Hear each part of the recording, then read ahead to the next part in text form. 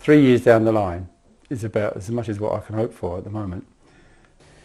Well, it's pretty much ruined our family. There is no cure. I run a small building business, little extensions and things like that, and work for housing associations converting large houses into flats, basically, that's it. About 18 months ago, I just had some pains in my chest. I went round the doctors. He thought I'd pulled a muscle, but 2 or 3 weeks later it's still the same. I went up to the hospital to have a chest x-ray.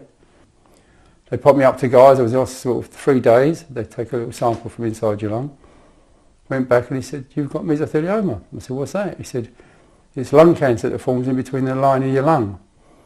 So I said, "Oh," he said, "What's the treatment?" He said, "Well, there's very little treatment." He said, "It's terminal, really." So I said, "Oh, blimey."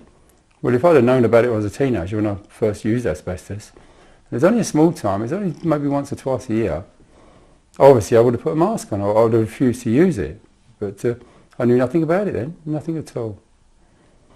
It's taken away 85% of what I used to do, really. So I've been in hospital for probably 3 months. I've gone through quite a lot of pain, and my life has been cut short. If I'm very lucky, I say I've got 3 years left. It may not be that long, it may be a year.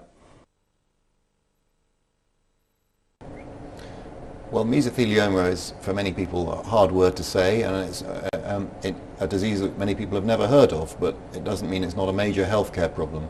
And we're in the middle of an epidemic here in the United Kingdom, and over the next 5 to 6 years we're expecting that epidemic to peak, with more people dying of asbestos-related disease than of road traffic accidents. So this is a major issue, and it affects young people across the country.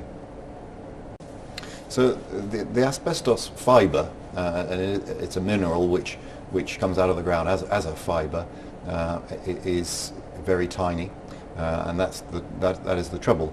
This is a mineral that can form a dust and enter the lungs, and because of its very tiny diameter can penetrate very deeply into the lungs. So I think younger people working in trades which could potentially expose them to asbestos need to remember that this is not an old man's story, and asbestos